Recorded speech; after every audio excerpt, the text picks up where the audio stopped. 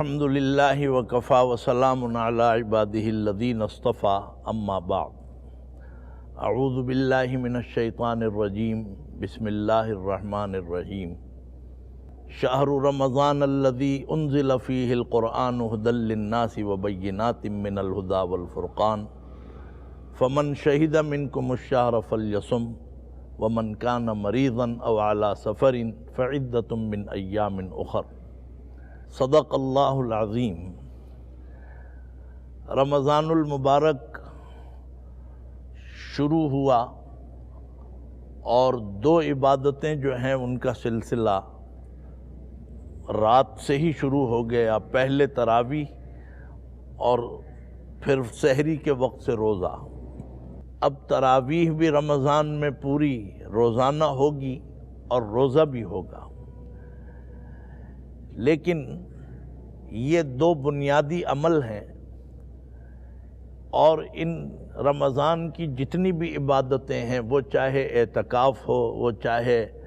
شب بیداری ہو، لیلۃ القدر ہو، اور وہ صاحب فدیہ ہو، صدقۃ الفطر ہو، روزہ اور تراویح تو بنیادی عبادت ہیں۔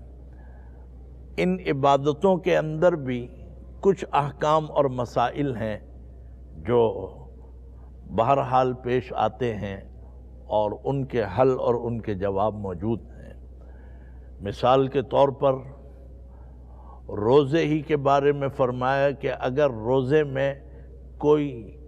بیمار ہو جائے رمضان میں، یا کوئی مسافر ہو جائے،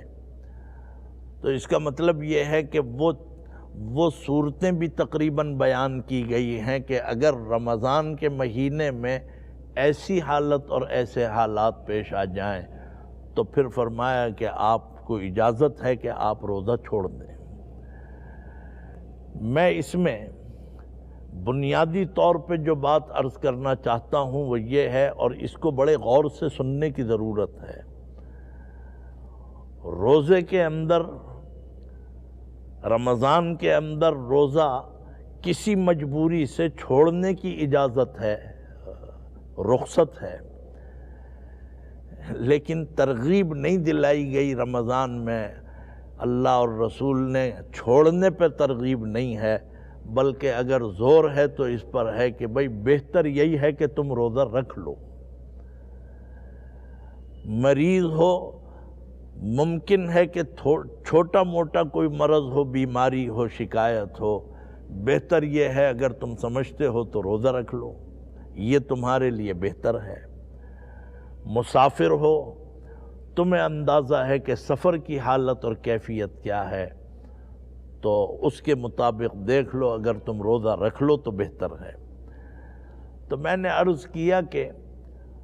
روزہ نہ رکھنے کی کوئی اسلام نے ترغیب نہیں دلائی، اور نہ یہ کہا ہے کہ بس جی آپ روزہ چھوڑ ہی دیں، نہیں، بس یہ صورتیں ایسی بتائی ہیں کہ اگر ایسی حالت ہو جائے تو آپ روزہ، آپ کو چھوڑنے کی اجازت ہے۔ تو اجازت کا مطلب مفہوم یہی ہوتا ہے کہ نہ چھوڑیں تو بہت اچھا ہے، چھوڑ دیں تو بہرحال اجازت ہے۔ تو اسی میں بعض صورتیں ایسی ہیں کہ اس میں بھی ہمیں اور آپ کو کچھ علم ہونا چاہیے، اگرچہ میرے سامنے جو عنوان ہے وہ ان خواتین کا ہے کہ جو گویا پریگننٹ ہیں یا ایسی حالت میں ہیں، اور یہ ہے کہ ان کے یہاں ولادت تو ہو گئی اور بچہ جو ہے ابھی دودھ پینے کی منزل میں ہے کہ وہ ماں کا دودھ پیتا ہے۔ تو اب ایسی عورت کے لیے کیا حکم ہے؟ میں نے پہلے بھی عرض کیا تھا، اور یہ ابھی میں نے وضاحت کر دی۔ اگر ایسی عورت خود اپنا جائزہ لے اور وہ یہ سمجھتی ہے کہ میں اس حالت میں بھی روزہ رکھ لوں گی، اور ہمت سے اگر وہ کام لے، تو شریعت اسلامیہ نے اس کی بہرحال تعریف کی ہے، اور اس کو پسند کیا جائے گا کہ وہ